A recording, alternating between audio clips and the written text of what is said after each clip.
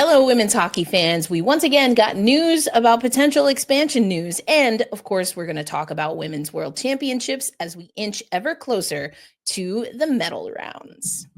This is the Women's Hockey Report presented by Locked On NHL. Your weekly look at the world of women's hockey. From the PWHL to the international stage, it's the Women's Hockey Report on the Locked On Podcast Network. Your team every day. Hello, women's hockey fans. Welcome to another episode of the Women's Hockey Report, brought to you by the Locked On NHL channel as part of the Locked On Podcast Network. I am Erica L. Ayala, your host of Locked On Kraken, as well as your co-host of the Women's Hockey Report, alongside Rachel Donner, who is one of your co-hosts of Locked On Flyers, the Locked On NHL Friday show, and of course, the Women's Hockey Report. Rachel, the network keeps you busy. They do, but it's all good. And I always look forward to our conversations each week about women's hockey. For sure. And we cannot wait to dive in. We want to let you know today's episode of the Women's Hockey Report brought to you by our friends at Game Time. Download the Game Time app, create an account, and use code LOCKEDONNHL for $20 off your first purchase. But Rachel, you know how we do. We do a vibe check. How you feeling this week?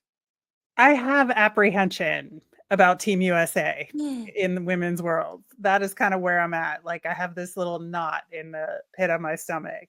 Now, I want them to prove me wrong, but the knot is still there nonetheless. Well, good thing that you are host of a women's hockey podcast where we can, just talk about all the things. Yeah.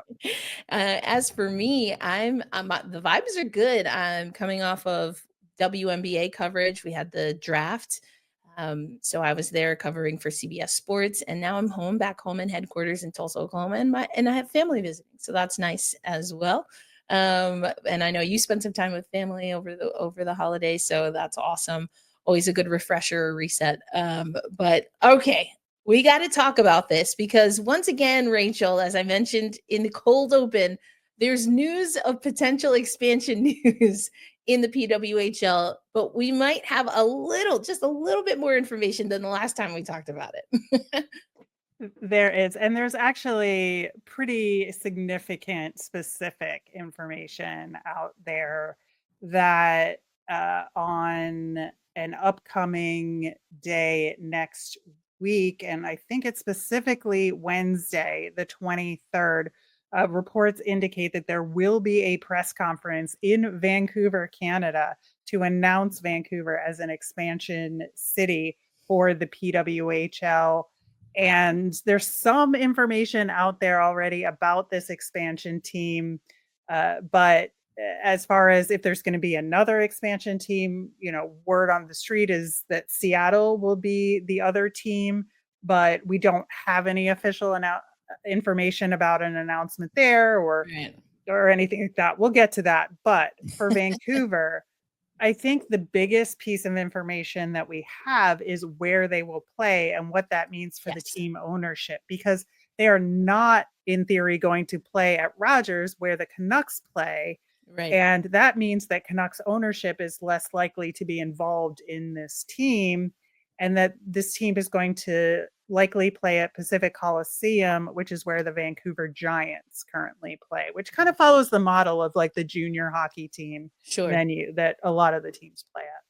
Yes, exactly. So yeah, we're getting much more news on the Canadian side, which honestly makes sense. For a league that is singularly owned, it's mostly operated with personnel in Canada.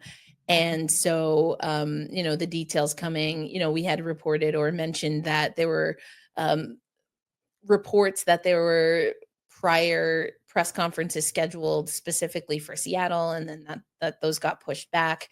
It still seems like Seattle is kind of a moving target. So I'm very curious to hear once we get the official, right, dates and announcements, the PWHL, because, I'm seeing all of this come in, Rachel. And again, I'm traveling and focused on just a little bit of a different focus this week for me. But and then we get this PWHL email, which is an announcement about changes to the schedule. And so I'm just like quickly scrolling right through my inbox and I was like, oh my gosh, Right. no, it's not. No, no. Yeah, they made some schedule changes related to the Yes, NHL playoffs and use of exactly. buildings, etcetera. So that, yeah, that gave me a jump scare for Right. sure.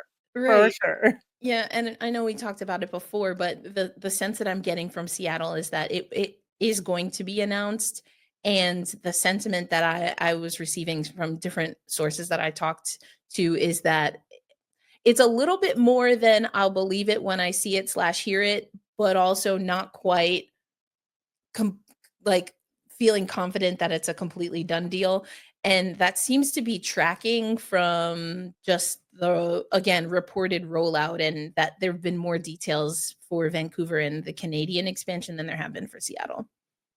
Right, and I think, there's a couple of things here. I think that first off, when you're making announcements like these, there's a calculated strategy on if you want to expand by 2 teams, do you do these announcements together or separate? And I think separate makes sense in a lot of ways because you wanna give each market its due, right? Right, And have the right. focus be there and not be thinking about the next one or the other one at the same time. I think that's totally fair and a reasonable approach to have it separate. That being said, I think that there's also important information needed about, are they going to the next 2 expansion teams, are they gonna enter the league at the same time? Right. How is that gonna affect the upcoming draft? That Like, part, all exactly. the all of those questions, how does that affect the scheduling? Does that mean the schedule will be delayed? Like, Mhm. all of those questions that come up with how you do this rollout are important for the league to answer. Yeah, for sure. And you mentioned the draft. We also have some draft details. Ottawa Hard Rock Hotel and Casino. That was another email that we received. Player have until my birthday, which is May 8th. Now everyone knows to declare for the draft. And we'll be keeping up with that, of course. But I think that the draft news is super exciting. The draft is set for, again, June 24th. So, Rachel, we're talking about just a little bit more than what, 2 months, right? To kind of figure out all of the things that you just mentioned because it's not, you know, it's not usual from the sports that I've covered. So that's just, we also have hockey now just rolling out teams with not an official name, but in sports that I've covered, usually if you have an expansion team coming, you give them the option to do an expansion draft before then the entry draft. Correct. And that's doesn't I don't th I mean, we saw them start a league in what, 6 months or whatever? Right. So, maybe it's possible, but again, how does that work? Because at least the reporting that we're seeing specifically with Vancouver is that there is a possibility that they could start in the 25-26 season. Yes, and so obviously that affects all of those things, and, in the PWHL, when you declare for the draft, that also makes you eligible for free agency because players that aren't drafted Mhm. then often get picked up for practice squads Yes, or as fill-in players as injuries occur over the training season, camp, yeah, invite. camp invites and all of that stuff. Exactly. So, if there's another team, like, how do these new players get folded into the conversation? That's a huge part of it, for sure. Yeah, for sure. And like you mentioned, if it is kind of a staggered rollout, remember the league, all of the teams, I should say, are owned by the league. So it's a one ownership group. But how that impacts now the six or more teams that they have, it could have a drastic impact on it. And what is even if you do roll out somehow an expansion draft, entry draft, you get at least one team up and going. Now, how does that work when it comes to some of the things that we have discussed with the CBA? Right, there is a collective bargaining agreement. There is, something that there are expectations and standards when it comes to housing and how a new franchise would provide that, how they help their players move across the country. But yeah, again, you don't draft a brand new team ex- solely from the entry draft.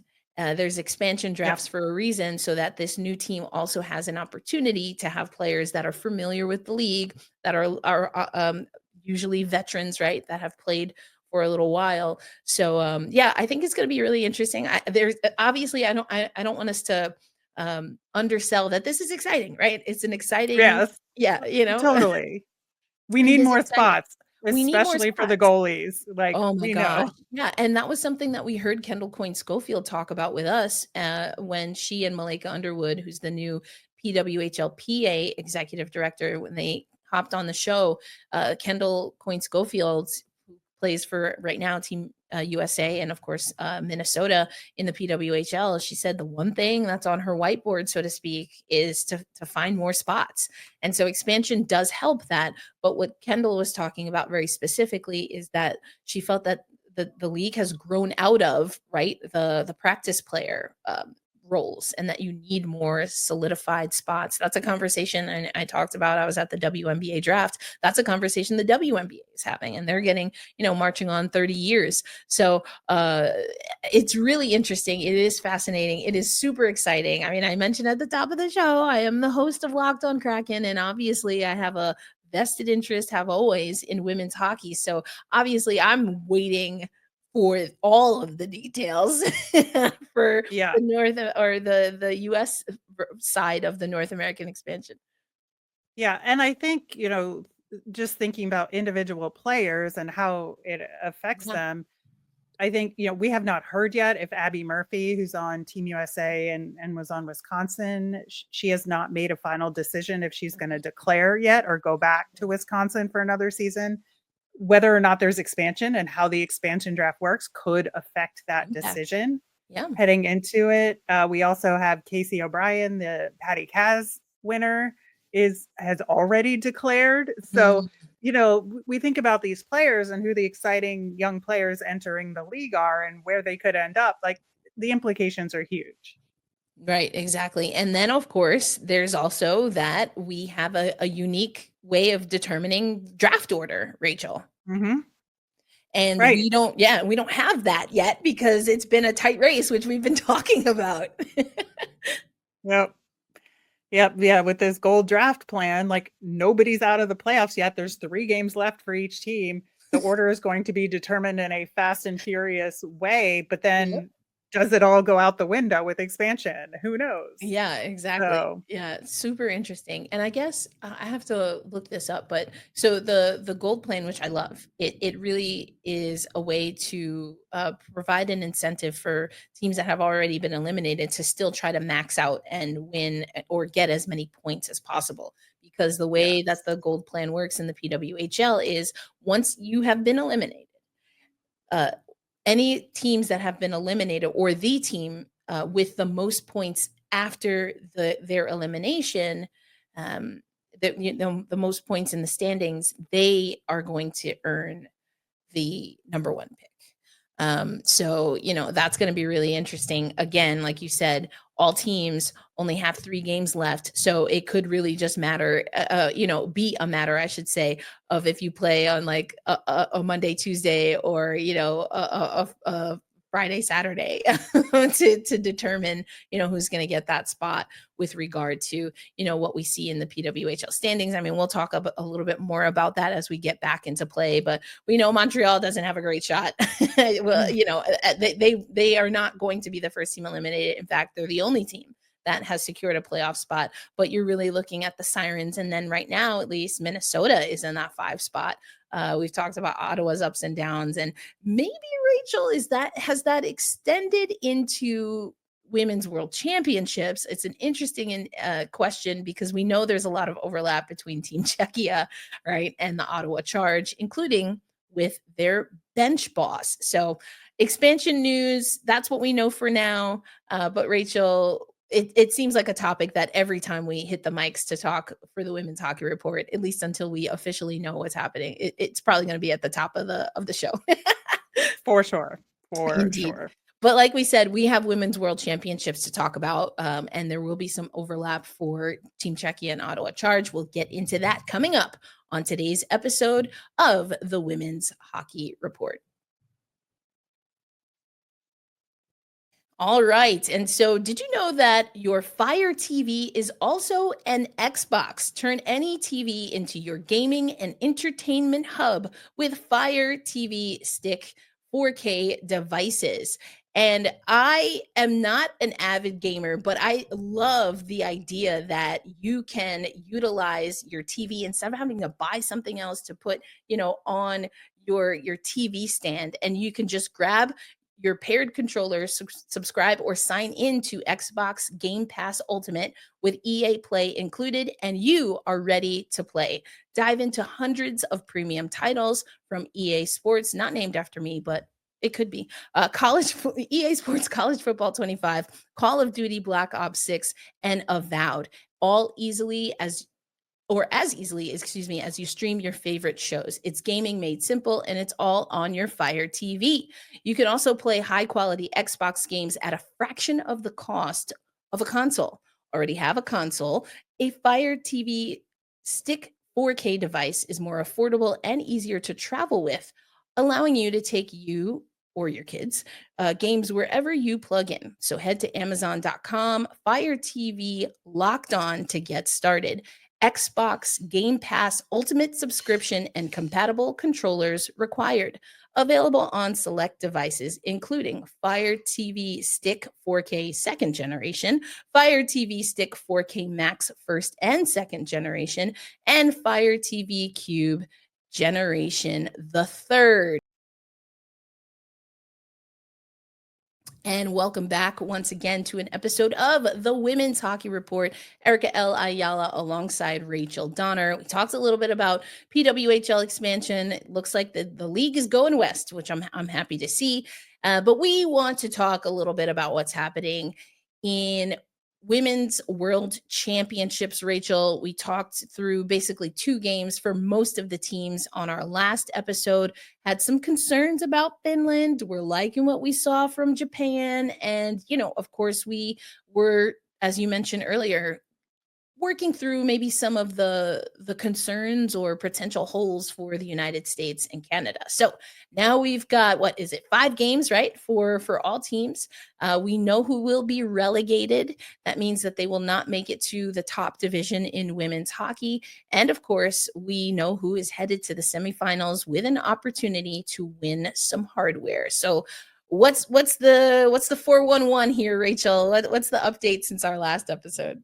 Yeah, so Team USA did win Group A and won that all-important USA versus Canada game. It was a very tightly contested game. 2-1 was the final score there, but I don't think either team looked especially hungry or like there was a little bit of tentativeness to that game. It wasn't an especially exciting game, I would say.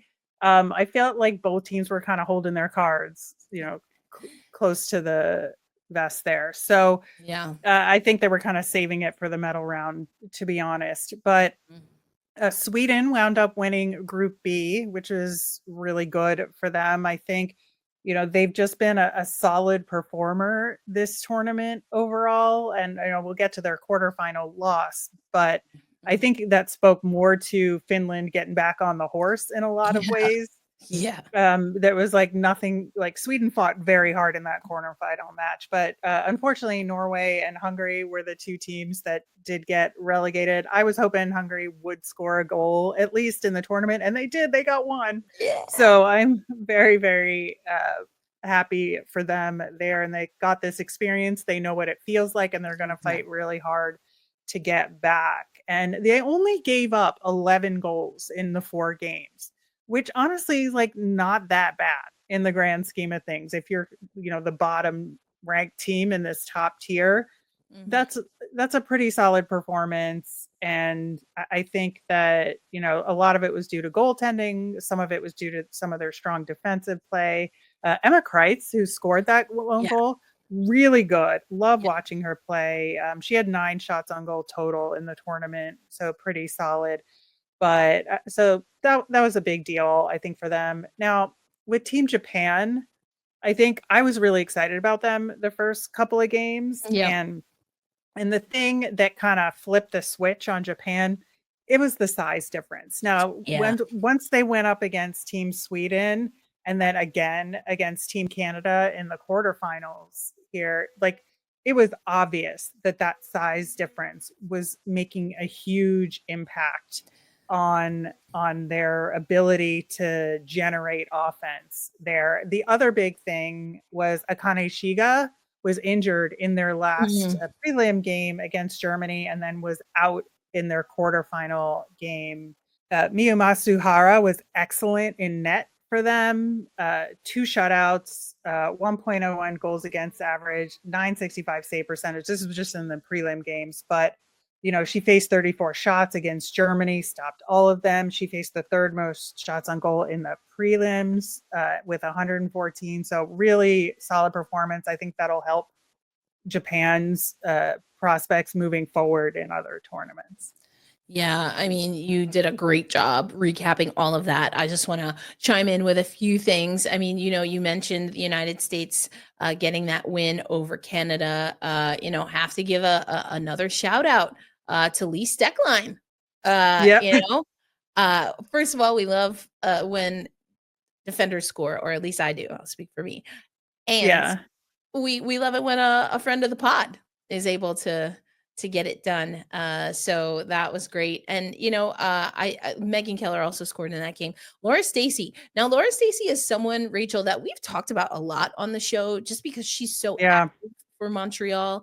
And I feel like maybe we need to give even more flowers to Laura Stacy because she's been performing really well in this hockey cycle in the PWHL and obviously with Hockey Canada as well.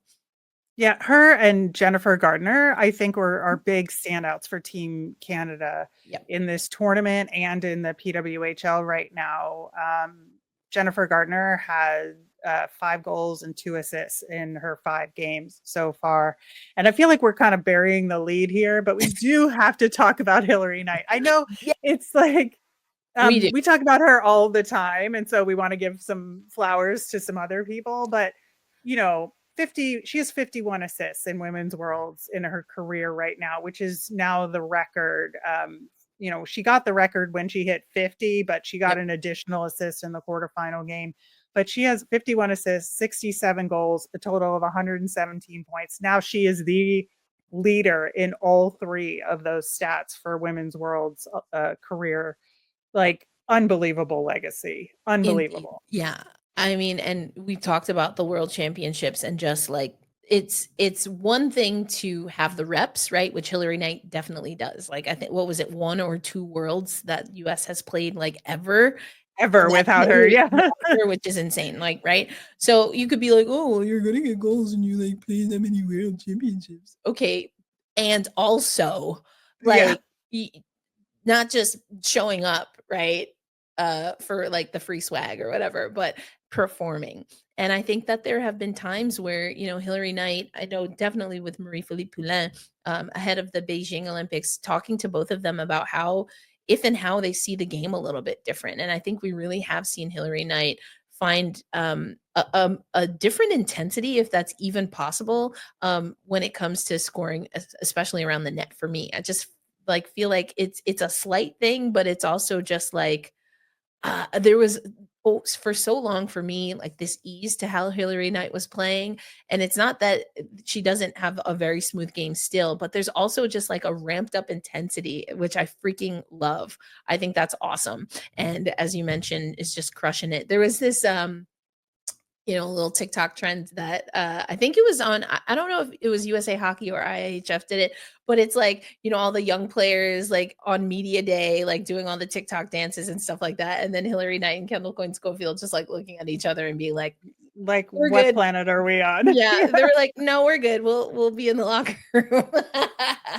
But stick taps, of course, to Hilary Knight. And we a few times have wondered, if we'll see, we will see, a retirement sooner rather than later. That's for sure. I think we can safely say she's got more hockey behind her than she does ahead of her, and to continue to perform at a high level, to be one of the most impactful players for Team USA is pretty awesome, knowing that there is some young talent that is coming up in the ranks for sure.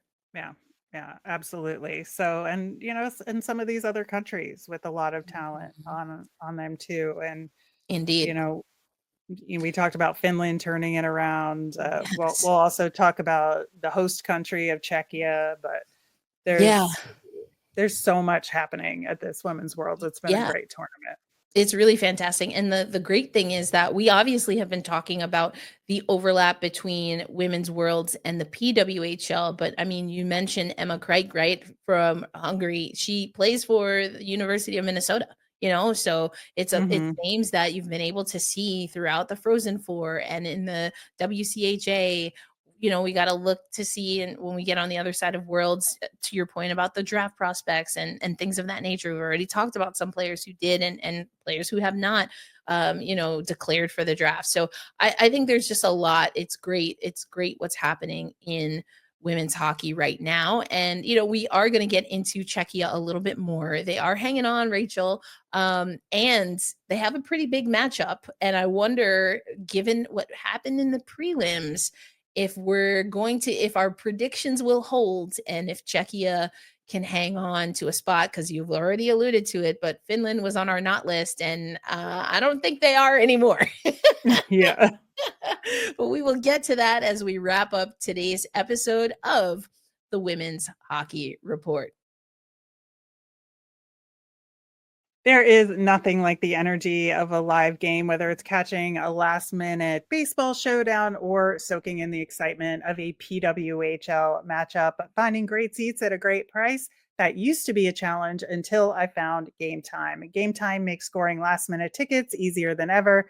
Prices actually drop as your event gets closer, and with their all-in pricing, you see that total cost upfront with no surprises at checkout. You can save up to 60% off buying those last minute tickets for sports, concerts, comedy, and my personal favorite, the theater.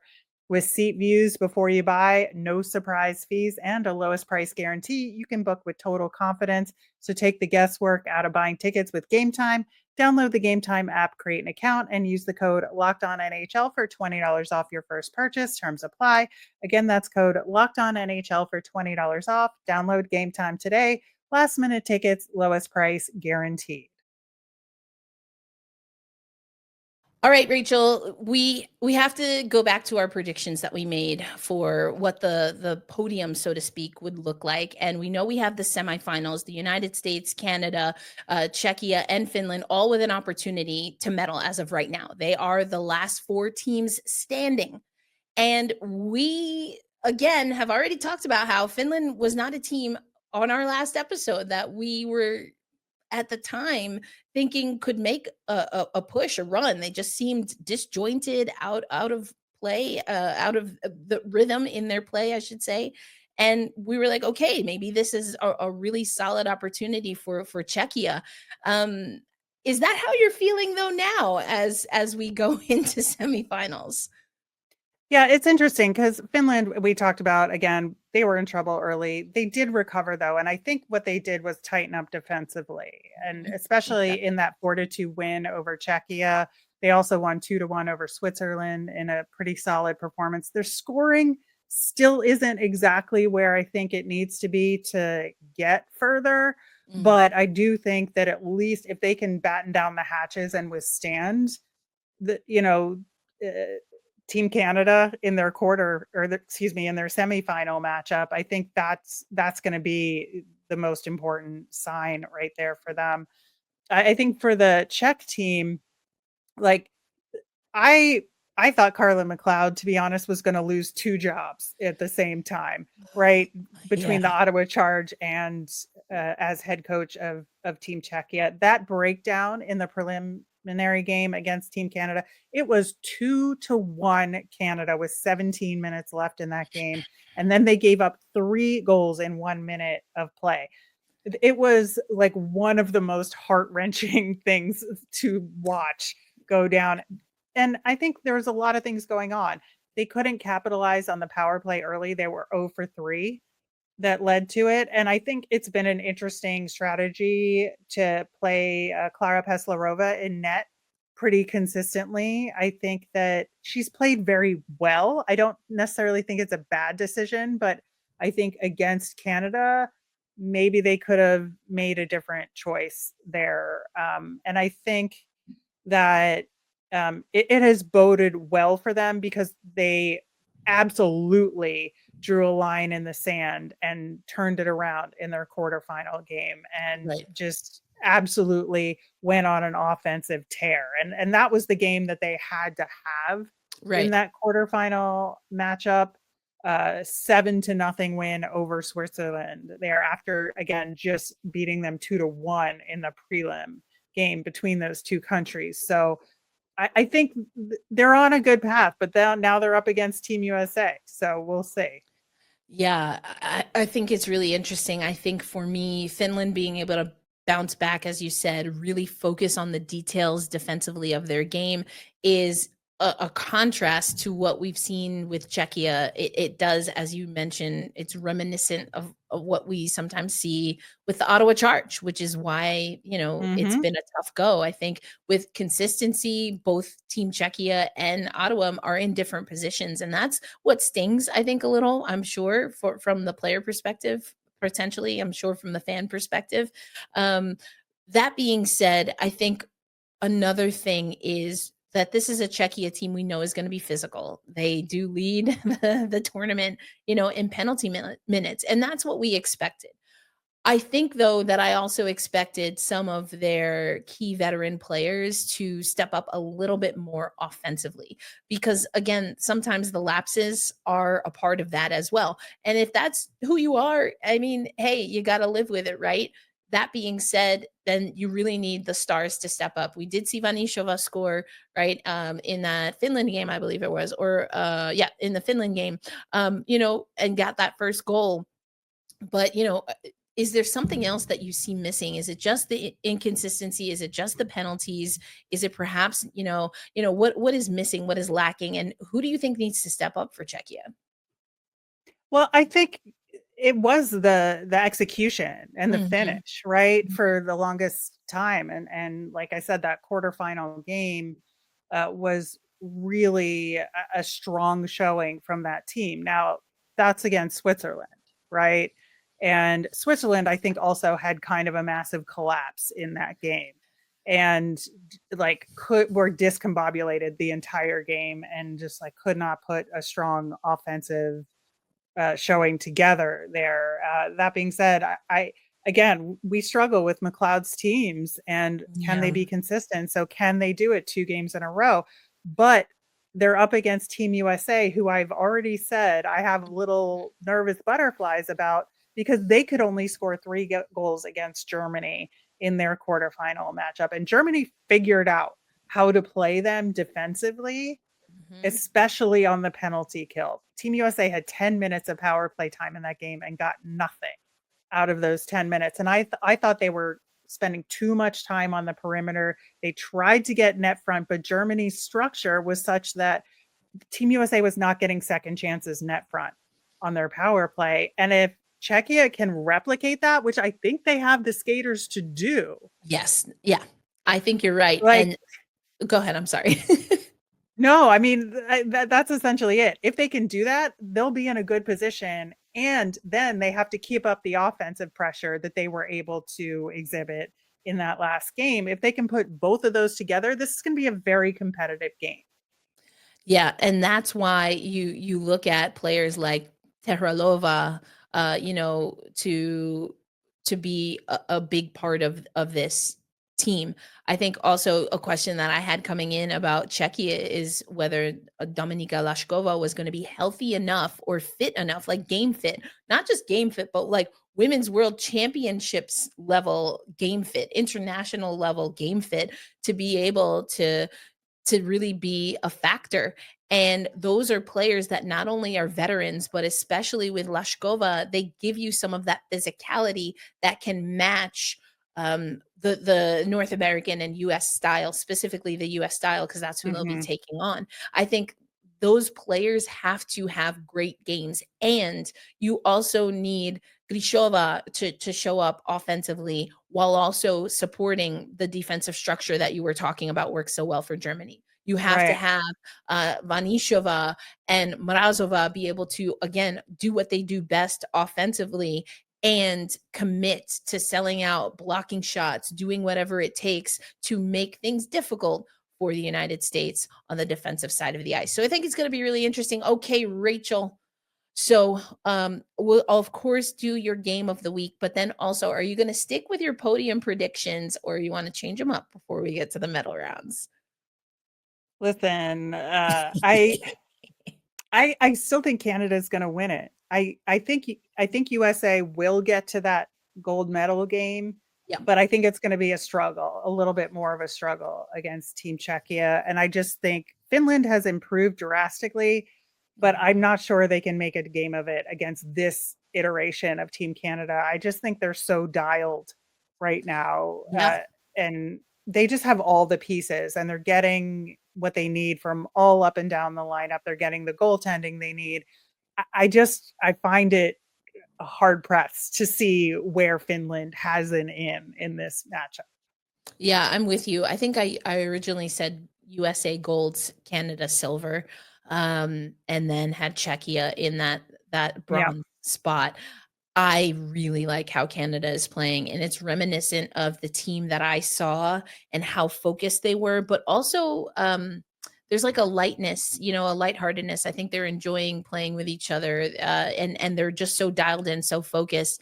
If we look at the stats throughout the team or throughout the tournament, excuse me, for the teams, scoring efficiency, Canada number one, power play, Canada number one, penalty kill, as far as 100%, it's perfect, Canada number one. Goals allowed, the most goals allowed actually goes to the United States and then Canada, but penalties, they're in a good spot there. Czechia leads there. I think I already alluded to that. But this is just, as you said, a dialed in team individually. It's a dialed in team collectively, which that makes this Canada team really dangerous. And so I like what I'm seeing there. As far as Czechia, Finland for bronze, which I think we both agree is what we're going to see, because we agree that USA, Canada will compete for gold. If Finland keeps their surge and Czechia does Czechia things, then I think it's Finland. And if we're going by what we have seen right now, I do think I give Finland the edge. The thing, though, that I do believe can always be the X factor is that this is a Czechia team that's playing at home. And if they indeed get to a medal game, whatever it is, although again, we're thinking it's going to be bronze, that's your last chance in front of your fans to really just have them honor, celebrate, and appreciate this program, and to do it for all of the people that don't get to see you play throughout your career in North America, whether that was college, pros, whatever. I don't think you can overlook that. And I also am a little bit torn because I also, Rachel, don't think you can overlook their inconsistency. Yeah, I know. That's the thing. It's like, I'm just not sure which Czech team is going to show up in this game. But I could say the same about Team USA. So I don't know. Yes, you could say the same about Team USA. I think that's absolutely fair. And the margin of error, right? It's a different scale, I would say, for these two teams. But to your point, that's also reminiscent of a USA team that we saw in Beijing. And they just seemed a little out of rhythm. I think there were very specific things, and that coaching staff did not remain very long. That was, I alluded to it, I think, on the last episode, but like, we don't really focus on special teams before an international tournament coaching staff. So yeah, no, Johnson didn't like special teams. So yeah, that didn't last very long. But yeah, I think it's going to be interesting. Either way, we're going to get some good hockey. I think you mentioned USA, Canada's trying to. What I got from what you were saying is that they were feeling each other out, so to speak, like sparring instead of like full on. A little bit, yeah. Yeah. So we won't get that the next time they see each other. No, that is for sure. That is for sure. And for that reason, I feel like you might as well, this might just be the Erica Captain Obvious, segment or pick. But for that reason, because it was a little bit of a spar, and we know that sparks always fly, the game to watch for me is USA Canada. That is going to be the gold medal game. I think we all agree with that. But I want to see these teams empty the tank, and I don't think that we've seen that yet. And And yeah, at least as of right now, I give the edge to Canada. What's your game to watch as we move forward here? Yeah, I think for me, it has to be this USA versus Czechia game Mm, because I think that with all the questions we just asked about both of those teams, like what are the like those answers are very important, I think, for the end result of this tournament and heading into next year's Olympics. yeah, very good point. You're right. You're absolutely right. And we'll find out soon enough which version of those specific teams is going to show up. And so, we're getting ready for those games. We've got the semifinals that are happening today, April 19th.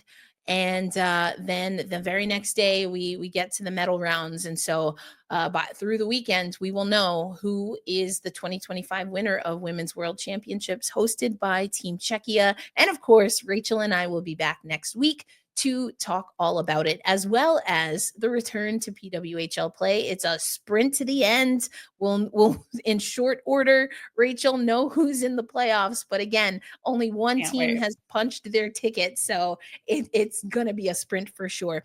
But for Rachel Donner, Erica L. Ayala here, a reminder that you can find the Women's Hockey Report and some of our social media posts on TikTok. So look for Locked On NHL Women's Hockey Report and you can find us there. But all right, enjoy the games today, and we will talk to you next week for the Women's Hockey Report.